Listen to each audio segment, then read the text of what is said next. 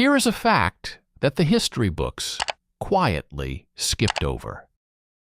The operation that saved the Allied advance across Europe in 1944, the operation without which Patton's army would have stalled, the operation that delivered 400,000 tons of fuel and ammunition and kept the war from dragging into 1946, was run almost entirely by men the United States Army officially considered unfit for combat. 75% of the drivers of the Red Ball Express were black. The Army did not trust them with rifles. It trusted them with the entire war. Detroit, Michigan, June 1943. James Booker is on the floor of the Ford River Rouge plant when the foreman finds him under a flatbed transporter with a wrench in his hand and grease up to his elbows. The transporter has been making a sound for 3 days that nobody else can identify. Booker identified it in 40 seconds. A hairline fracture in the rear differential housing, invisible to the eye, audible if you know what silence is supposed to sound like. He is 30 years old. He has worked at this plant since he was 19. He can drive anything with an engine and diagnose anything with moving parts.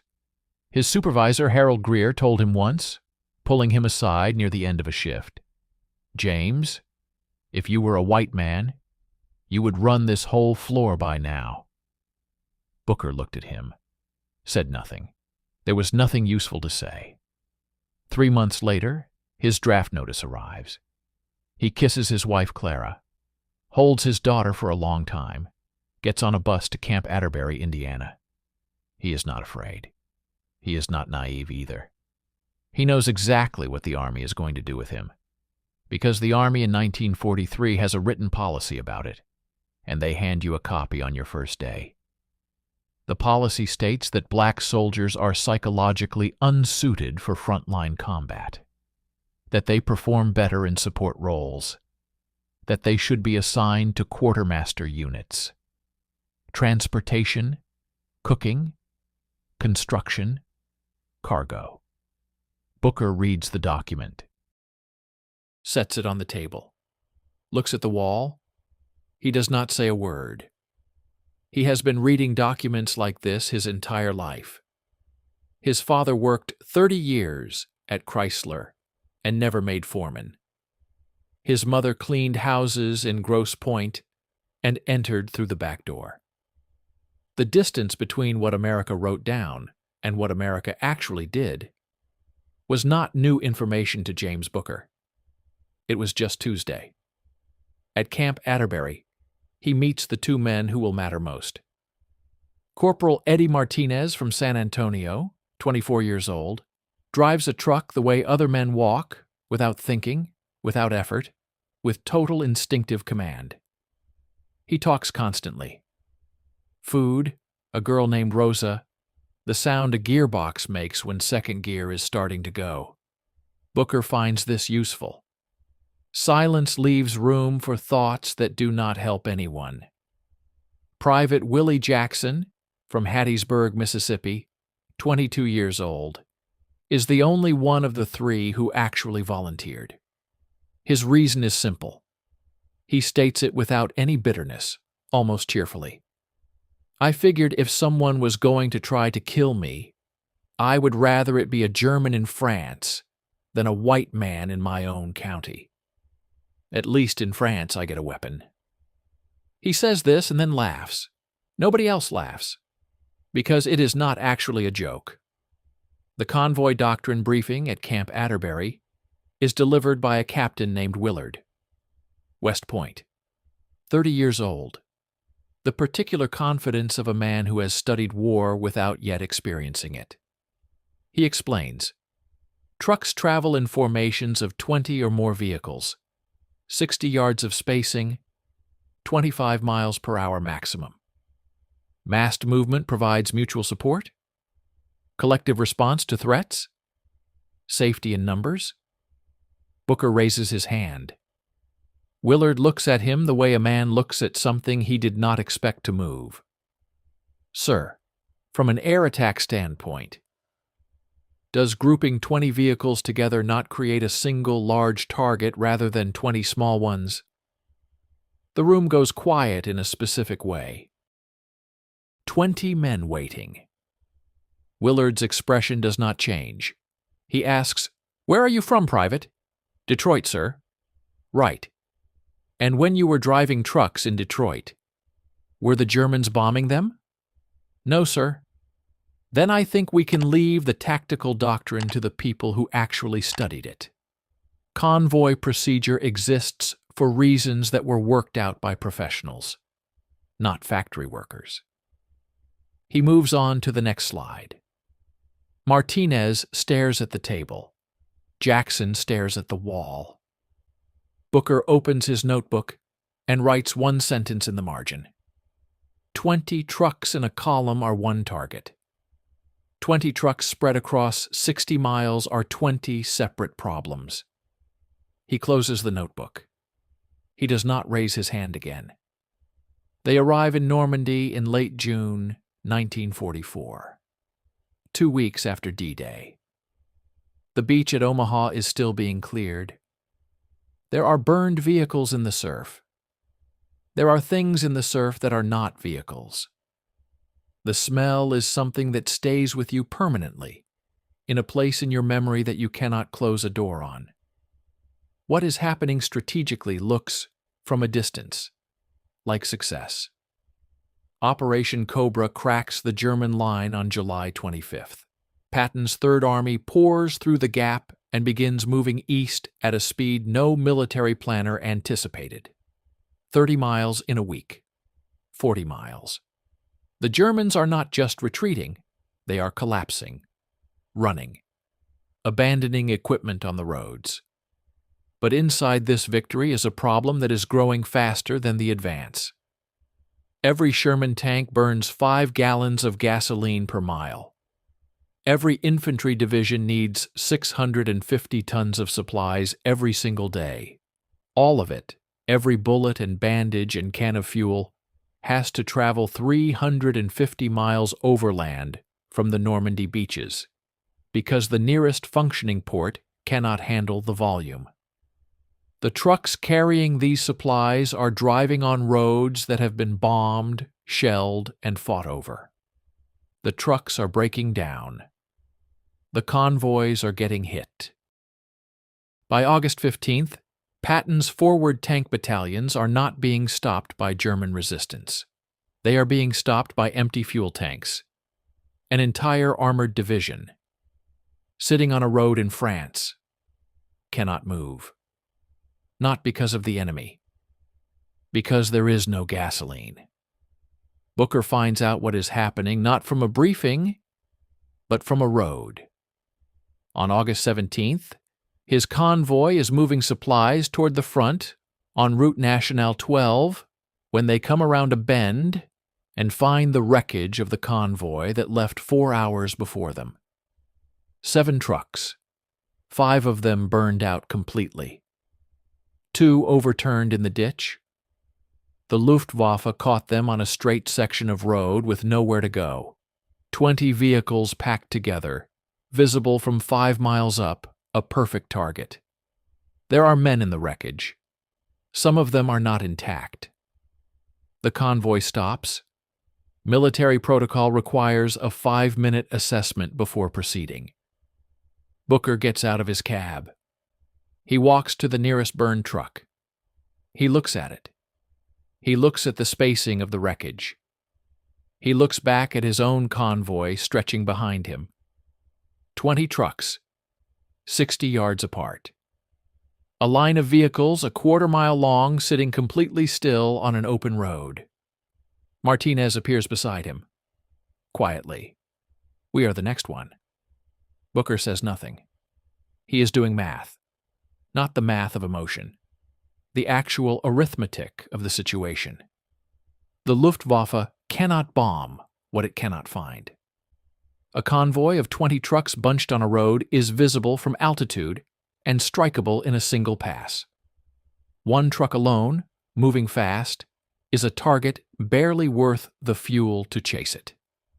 The Germans are running low on aircraft, low on pilots, low on fuel. They cannot afford to hunt individuals. They can absolutely afford to bomb a parade. He takes out his notebook. The sentence is already there from 8 months ago in Indiana. He adds 3 words at the end. 20 trucks in a column are one target. 20 trucks spread across 60 miles are 20 separate problems. Willard was wrong. He gets back in his truck. The convoy moves forward through the smell of burned metal and something worse. That night at the depot, Booker starts writing numbers. Convoy loss rates. Independent vehicle observations. A pattern that is so clear and so obvious that the only explanation for why nobody has acted on it is that nobody who could act on it has been looking. He does not yet know that somewhere else, a white sergeant from Pittsburgh named Raymond Kowalski is writing the same numbers in a different notebook. He does not yet know that Kowalski will be taken to a general and given a trial operation and win a Bronze Star. He does not yet know any of that. All he knows right now is the math. And the math says the convoy system is killing people who do not have to die. And somewhere up this road, an entire army is sitting still because it has no fuel. He closes the notebook. He has no idea how to get anyone to listen to him. But he is going to figure it out. August 25th, 1944, 0400 hours. It is still dark when the order comes through. Not a briefing. Not a formal assembly. A sergeant walks down the line of trucks at the Cherbourg depot and knocks on cab doors with his fist, one after another, and says the same 4 words to every driver he wakes up. Red ball starts now. James Booker is already awake. He has been awake for 2 hours, sitting in the dark cab of his Jimmy with his notebook open on the steering wheel. He closes it when he hears the knocking. He looks out the windshield at the line of trucks stretching ahead of him. Brake lights coming on one by one in the dark, like a slow red fire. Eddie Martinez climbs into the passenger seat with 2 cups of something that is technically coffee. He hands one to Booker. Tastes like engine runoff, he says. But it is hot. Willie Jackson is 3 trucks back.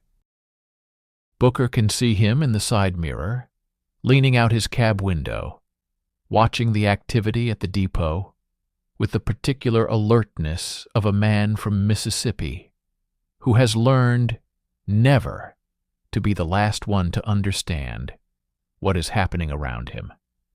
The operational order for the Red Ball Express is 4 pages long, and Booker has read it 3 times. The concept is simple enough. A dedicated one-way loop, 2 parallel routes, north for loaded trucks heading to the front, south for empties, returning to the depot. Military police at every intersection. All civilian traffic banned. The routes run 680 kilometers from the Normandy beaches to the forward supply dumps near the German border. The trucks will run 24 hours a day, 7 days a week, no interruptions, no excuses, until the supply crisis is resolved. What the order does not say, but what every driver in the line already knows, is the other part. The Luftwaffe is still flying. The roads are not safe. People are going to die on this route. The Army has calculated this, factored it into the operational planning as an acceptable loss ratio, and proceeded anyway. Because the alternative, Patton's army, sitting motionless, while the Germans reorganize behind the Siegfried Line, is worse. Martinez reads Booker's face. What are you thinking? Booker says, I am thinking that acceptable loss ratio is a phrase invented by people who are not in the convoy. Martinez drinks his terrible coffee. Yeah, he says. I notice that too. The first run begins at 0430 hours.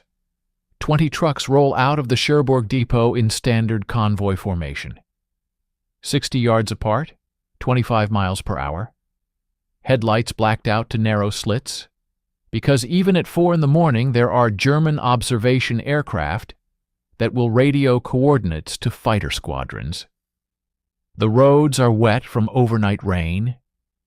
The surface is cratered in sections and patched badly with gravel that shifts under the tires. Booker is truck number 7 in the column. For the first 2 hours, nothing happens. The convoy moves through the dark Norman countryside, past burned hedgerows and abandoned farm equipment, and the occasional skeleton of a vehicle that did not make it through some earlier engagement. The sky begins to lighten around 600. Pink and gray over the fields. Objectively beautiful. Nobody comments on it. At 0623, the lead truck spots them. 2 Focke-Wulf 190s, coming in low from the northeast, following the road, dropping altitude fast. The convoy stop signal goes up immediately. Every truck hits its brakes. And this is the moment. This is the exact moment that Booker has been thinking about for 8 months, the moment that proves every calculation in his notebook. And it is happening right now in real time, and there is nothing he can do about it except watch it. 20 trucks. Stopped. Packed onto a 2-lane road in northern France, a quarter mile of stationary vehicles. The trucks ahead cannot move because there is a stopped truck ahead of them. The trucks behind cannot move because there is a stopped truck behind them. Nobody can turn around. Nobody can disperse. They are exactly what Booker's notebook said they were. One target. The first Focke-Wulf comes in at 200 feet, engines screaming, and opens up with its cannons on the front of the column. The second follows the line back toward the middle. The whole pass takes 11 seconds. Booker counts them. He is flat on the floor of his cab with his hands over his head, and he is counting seconds because his brain needs something to do that is not panic. 11 seconds. When he gets out of the truck, 3 vehicles at the front of the column are on fire. 1 driver is dead in his cab. 2 others are wounded badly enough that they cannot continue. The road is blocked. The remaining 17 trucks sit behind the wreckage in the growing morning light, unable to move forward, unable to turn around, waiting for someone to come and clear the road. It takes 4 hours. 4 hours of supplies not moving. 4 hours of Patton's tanks sitting still.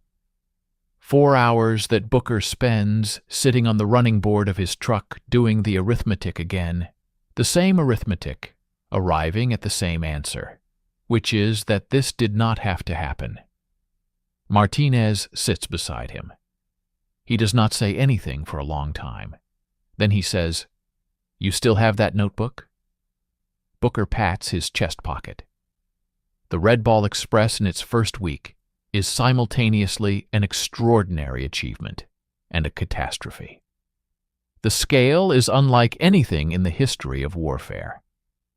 At peak operation, nearly 6,000 trucks are running the route at any given time. Drivers are averaging between 20 and 22 hours behind the wheel per day. There are no formal rest rotations because there are not enough drivers to rotate. Men are sleeping in their cabs for 2 hours at fuel stops and then driving again. The depots at the Normandy end are loading trucks around the clock, working by flashlight and lantern after dark, moving cargo by hand when the forklifts break down. The supplies are getting through. Not all of them, not reliably, but they are getting through in volumes that are keeping Patton's advance alive. The cost is also unlike anything anticipated. In the first 7 days of Red Ball Express operations, the Transportation Corps records 41 vehicles lost to enemy action. 63 drivers killed or wounded severely enough to be evacuated. 211 vehicles lost to accidents, rollovers on wet roads, collisions in blackout conditions, mechanical failures that leave trucks stranded and blocking routes for hours.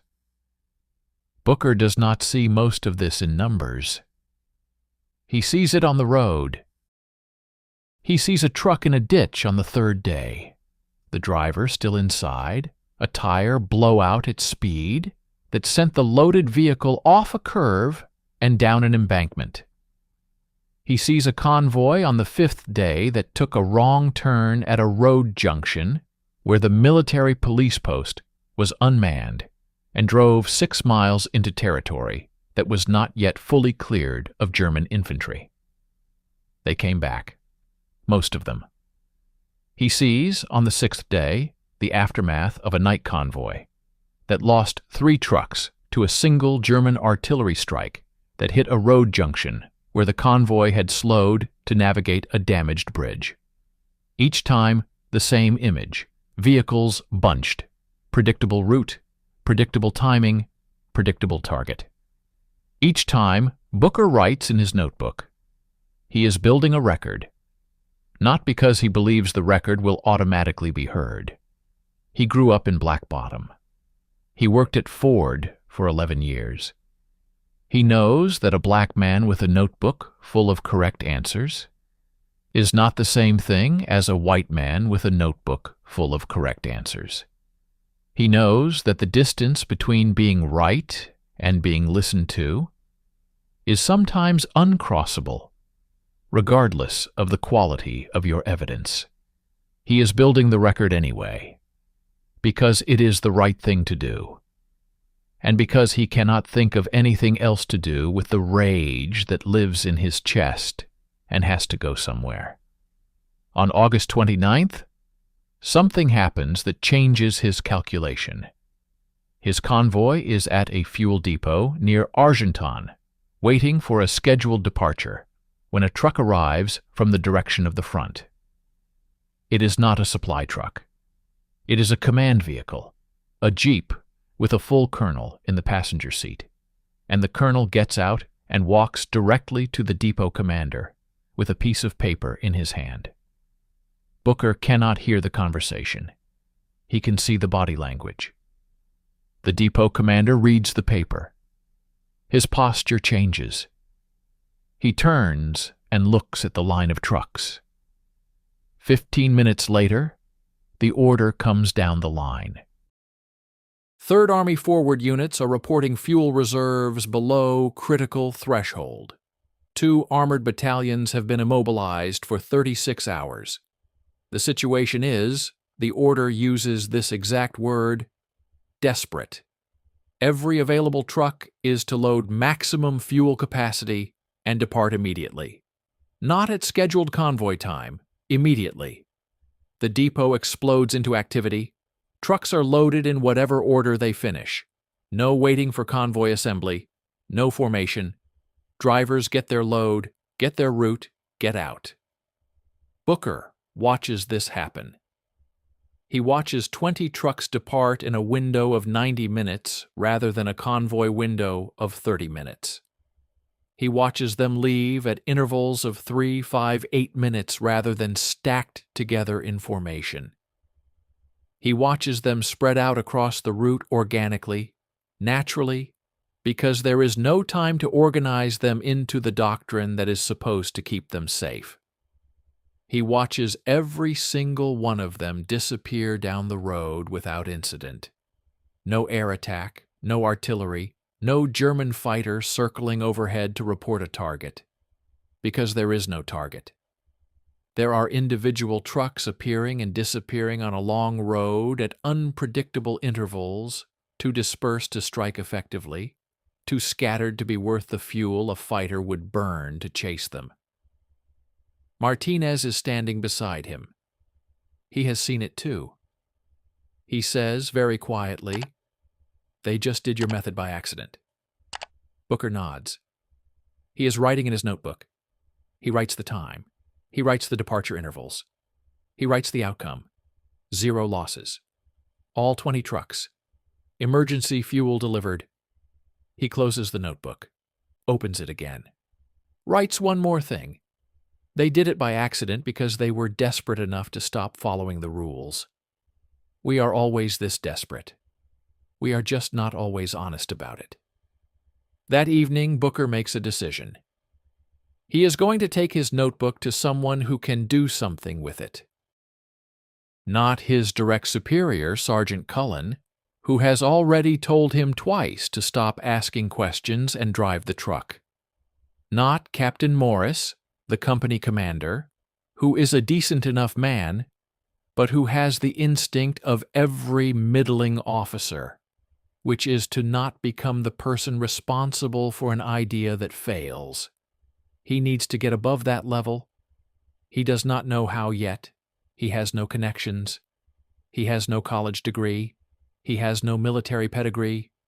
He is a black private first class in a quartermaster unit, which in the hierarchy of the 1944 United States Army places him approximately at the level of the trucks themselves.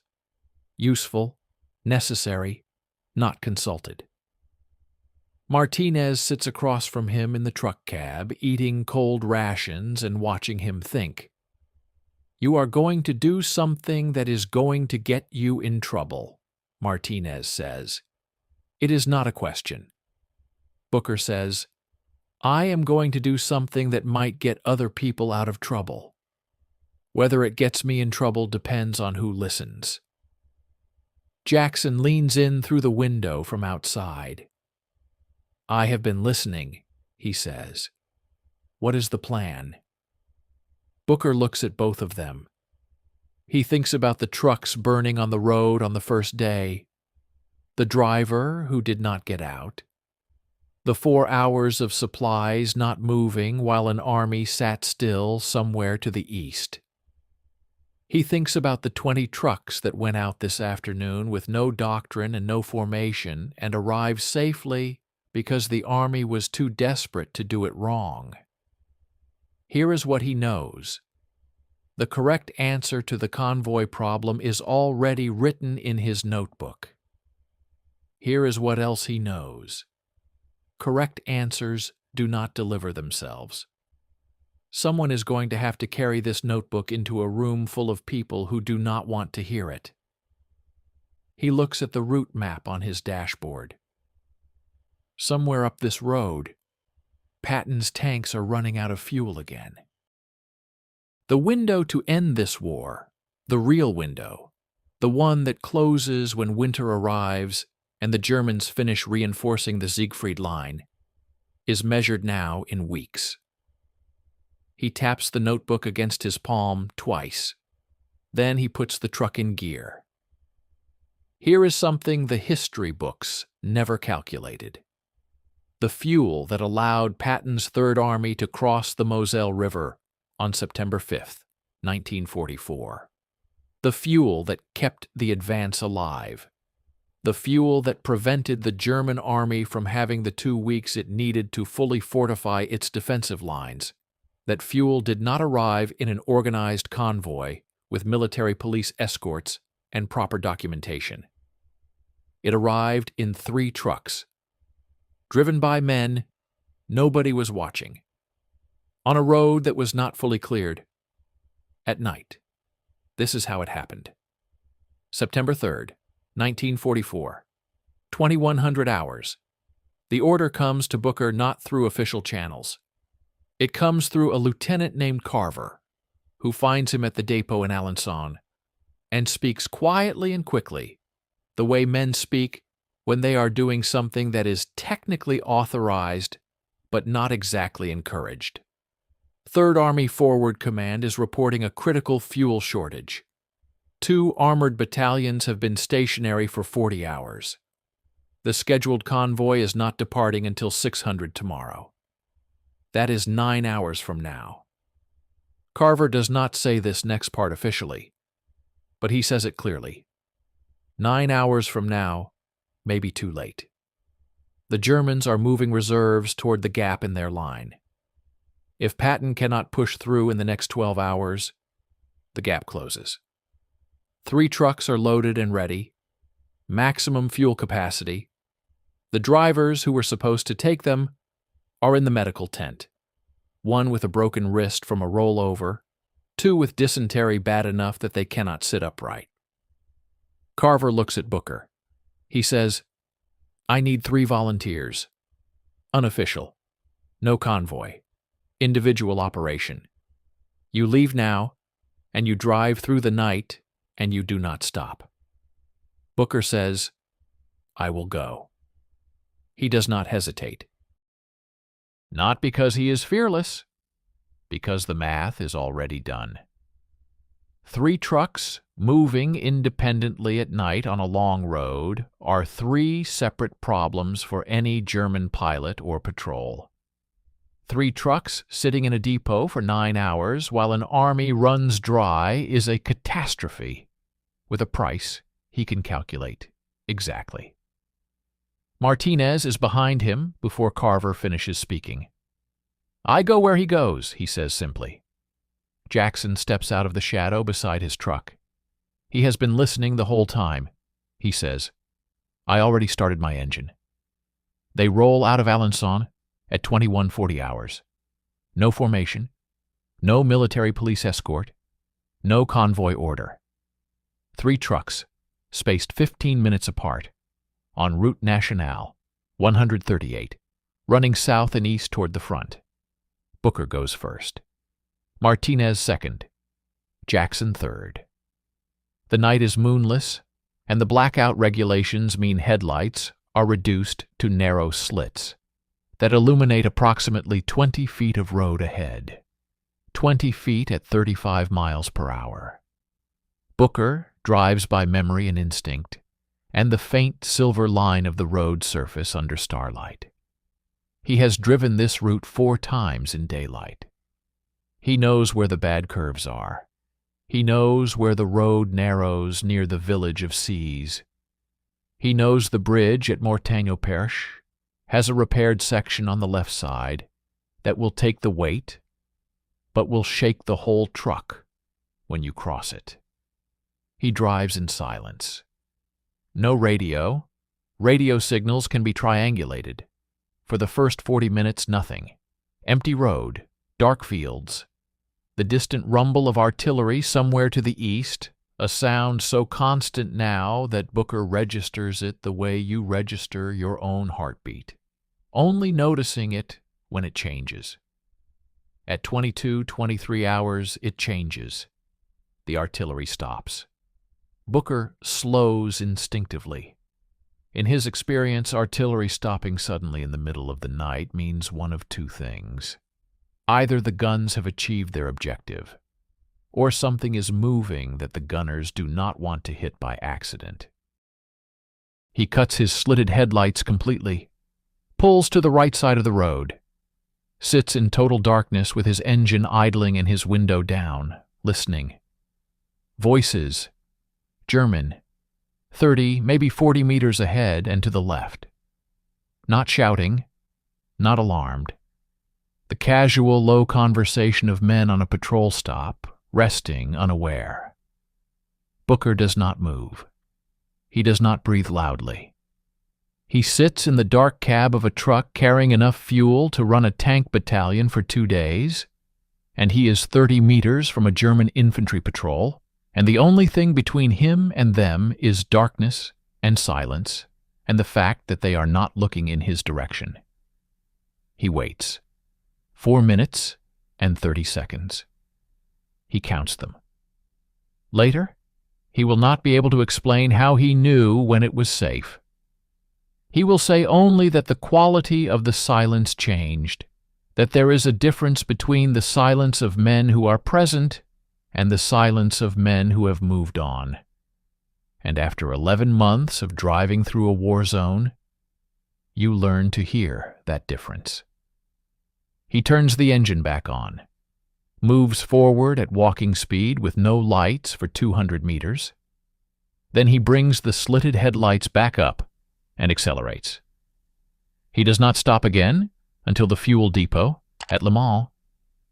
Martinez arrives 19 minutes after Booker. He climbs out of his cab and looks at Booker and says, "There was a patrol back there." Booker says, "I know." Martinez says, "I drove past them at walking speed with my lights off. I could hear them talking. One of them was complaining about his boots.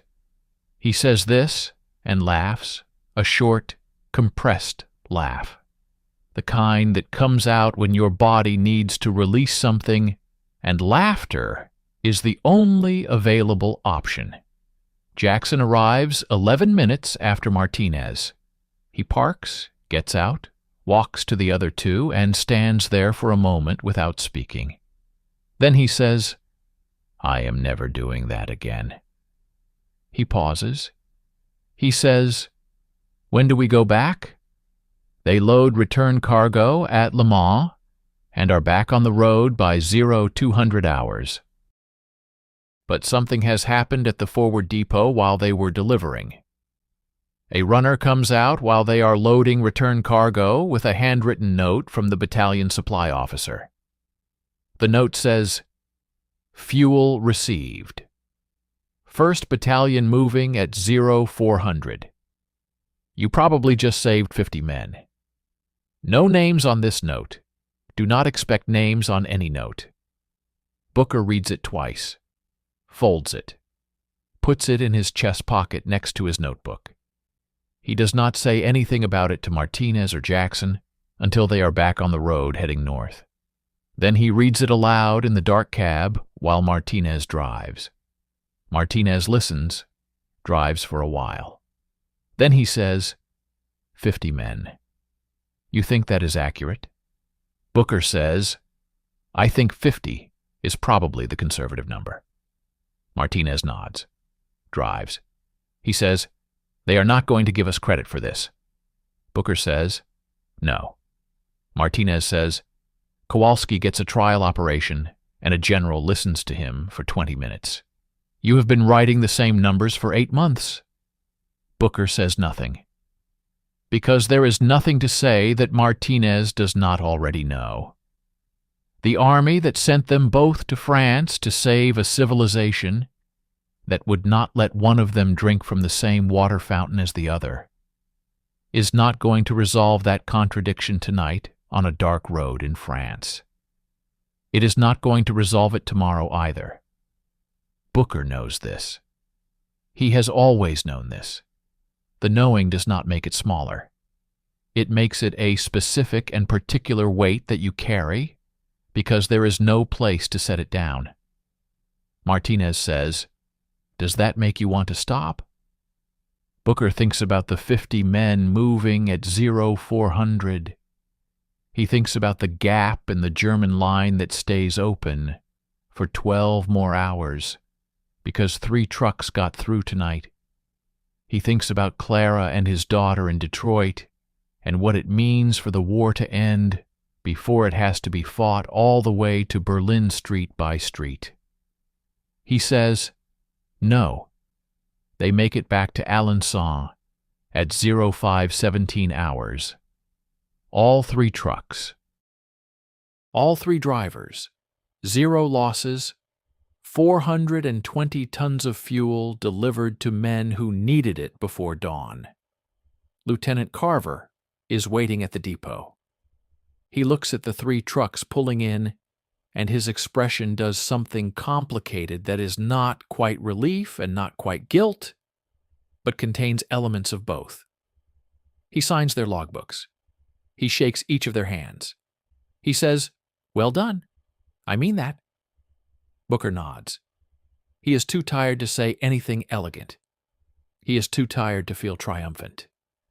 He is running on no sleep and cold air, and the specific exhaustion of a man who has been making decisions in the dark for 8 hours, where each wrong decision had a final and irreversible consequence. He sits on the running board of his truck, opens his notebook, writes the date, the route, the departure intervals, the outcome. 3 trucks. Independent operation. Night movement. No escort. No convoy doctrine. 0 losses. Fuel delivered on time. He writes one more line underneath. The method works every time we are desperate enough to use it. We are always desperate enough. We just do not always admit it until men are already dead. He closes the notebook. Somewhere to the east, in the dark before dawn, 50 men are climbing into tanks that have fuel in them. Engines are starting. A battalion is moving.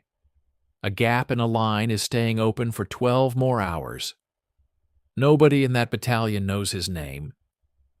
He lights a cigarette, watches the sky begin to go gray at the edges. He is going to make sure someone learns it. Here is the final number. The Red Ball Express delivered 412,000 tons of supplies in 82 days of operation. Fuel, ammunition, food, medicine. Enough to keep 6 Allied armies moving across France and into Germany. Historians will spend decades analyzing the military strategy that won the war in Europe, the flanking maneuvers, the air superiority, the leadership decisions. Almost none of them will mention who was behind the wheel. November 16, 1944. The Red Ball Express officially ends operations at 2300 hours. The crisis is over. Antwerp is open. The port can now handle the supply volume the Army needs. The emergency loop road, the one-way system that ran 24 hours a day for 82 consecutive days, is no longer necessary. The military police pack up their intersection posts. The road signs come down. Civilian traffic is permitted again for the first time since August. James Booker finds out the operation is ending the same way he found out it was starting. A sergeant walks down the line of trucks and knocks on cab doors. Red Ball is done. Booker is sitting in his cab with his notebook open.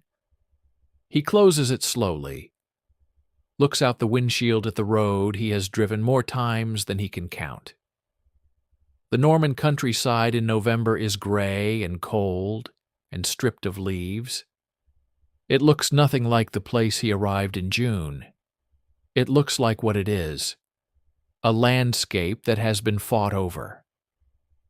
Martinez knocks on the passenger window and climbs in without being invited, which is something he stopped asking permission for approximately 3 months ago.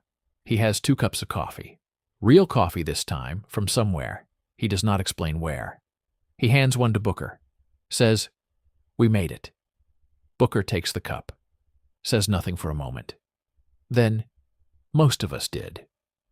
Martinez nods. He knows exactly who Booker is counting. The driver from the first convoy on August 25th, who did not get out of his cab.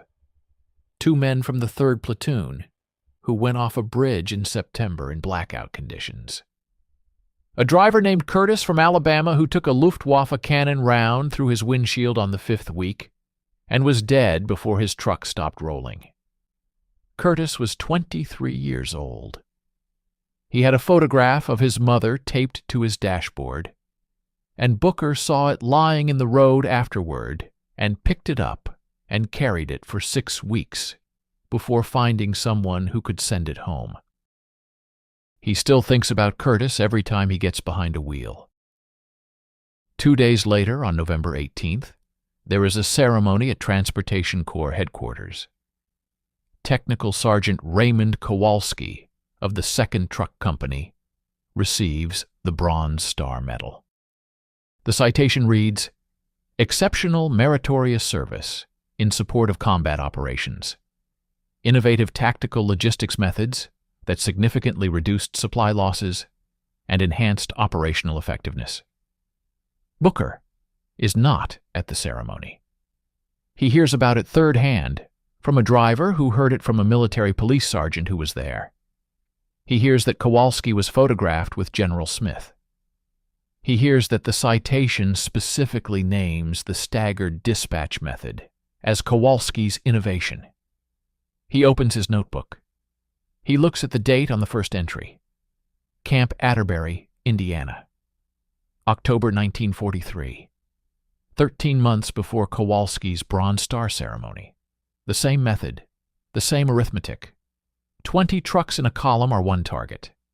20 trucks spread across 60 miles are 20 separate problems. He closes the notebook. Martinez is watching him. He says, "You are going to say it does not matter." Booker says, "It matters." Martinez waits. Booker says, "It matters, and there is nothing I can do about it tonight, and there is a war that is not finished yet, and Curtis is dead, and I am not. And so tomorrow I am going to get in that truck and drive it, because that is what I can do." Martinez is quiet for a long time. Then he says, "You know what the worst part is? You are not even angry. You are just tired." Booker looks at him. He says, "I have been angry since I was 9 years old. You get tired of being angry.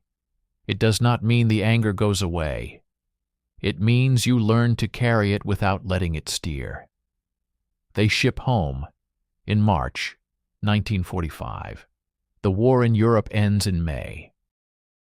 Booker is back in Detroit by then, back in Black Bottom, back in the house on Chain Street, where Clara kept everything exactly as he left it, because she said she did not want to jinx anything by rearranging the furniture. His daughter is 2 years older and does not recognize him immediately, which is the hardest moment of the entire war for James Booker. Harder than the Focke-Wulf attack on day 1. Harder than the patrol on the road to Le Mans. His own daughter looking at him like a stranger in his own doorway. She comes around by the end of the first evening. By the second day, she will not let go of his hand. He goes back to Ford. Harold Greer is still there, still his supervisor. Greer shakes his hand and says, "I heard you boys did something over there. Really something." Booker says, "Yes, sir." He does not elaborate. Greer would not understand the elaboration. Not because he is a bad man, because understanding it would require him to hold two things in his mind simultaneously: that Booker did something genuinely heroic, and that the country Booker did it for came home to the same water fountains, and the same back doors, and the same invisible ceiling at the plant where foremen were white. Most men cannot hold both of those things at once. It is easier to just say, "I heard you did something over there. Really something." Booker nods, gets back to work. He keeps the notebook. For 40 years it sits in the top drawer of the dresser in the bedroom on Chain Street. Clara asks him about it once in 1951, when she finds it while looking for something else. He shows her the first entry, reads her the sentence. 20 trucks in a column are one target. 20 trucks spread across 60 miles are 20 separate problems. She reads it, looks at him, says, "Did they ever listen?" He says, "The Army adopted the method officially in 1947. They teach it at Fort Lee now, to every logistics officer. They call it Staggered Dispatch Protocol." She says, "Do they say where it came from?" He says, "They say it came from the Red Ball Express." She understands what that means. She says nothing for a moment. Then she puts the notebook back in the drawer and closes it. She says, "You saved lives." He says, "We saved lives. Me and Martinez and Jackson and Curtis before Curtis died, and 6,000 other drivers that nobody is going to write a book about." She takes his hand, says, "I know. James Booker dies in Detroit in September 1987. He is 74 years old. His obituary in the Detroit Free Press is 4 sentences long. It mentions his years at Ford. It mentions his military service. It does not explain what that service consisted of. Just veteran World War II, European theater. His daughter keeps the notebook. 2003, Fort Lee, Virginia. The United States Army Transportation Museum opens a new exhibit about the Red Ball Express. It is the first major institutional recognition of the operation in nearly 60 years. There are photographs, vehicle displays, operational maps. There is a section about Raymond Kowalski and his staggered dispatch method. His notebook is in a display case. There is a photograph of him by his truck. The placard reads, "Sometimes the best innovations come not from commanders or theorists, but from the people actually doing the job." Booker's granddaughter is there. Her name is Diana. She is 28 years old, a history teacher from Detroit, and she drove to Virginia specifically for this exhibit because her mother told her about the notebook in the dresser drawer, and she wanted to understand what her grandfather had spent a year of his life doing. She reads the Kowalski placard. She looks at the photograph. She reads the citation. She looks at the dates. Then she walks to a different part of the exhibit, a section with photographs of Red Ball Express drivers, large black and white prints, convoys on French roads, depots at night, men loading trucks by lamplight. She stops at one photograph. It is labeled simply, "Drivers, 3902nd Quartermaster Truck Company, August 1944. 12 men standing in front of a line of GMC Jimmy trucks on a road in Normandy. They are squinting into the sun.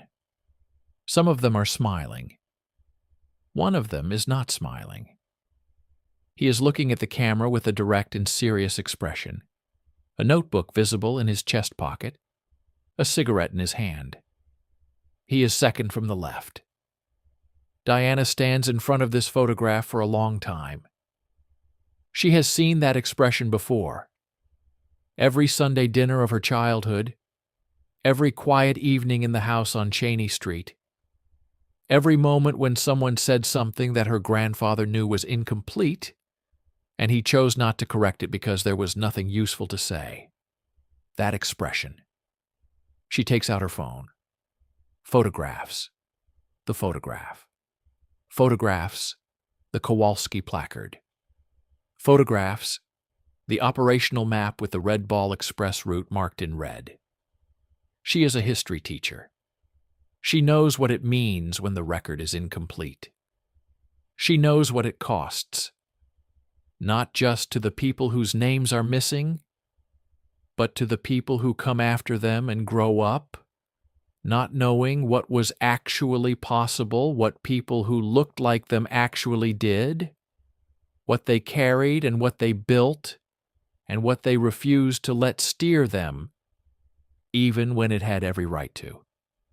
She looks at her grandfather's face one more time. Second, from the left. She says, quietly, to no one in particular, "I know your name." She drives home to Detroit, with the photographs on her phone and her great-grandmother's words in her head. You saved lives. We saved lives. And she is going to make sure somebody finally writes that down correctly.